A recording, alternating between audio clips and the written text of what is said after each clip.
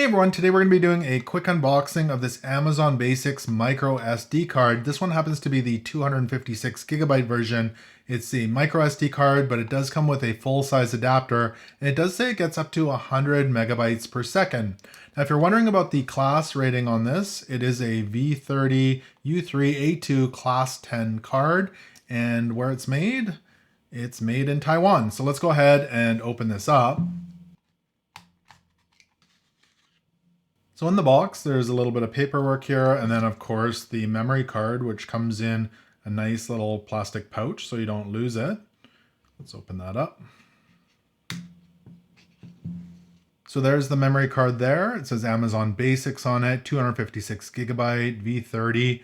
So it's kind of a matte black finish. Then on the back, you've got your connectors there.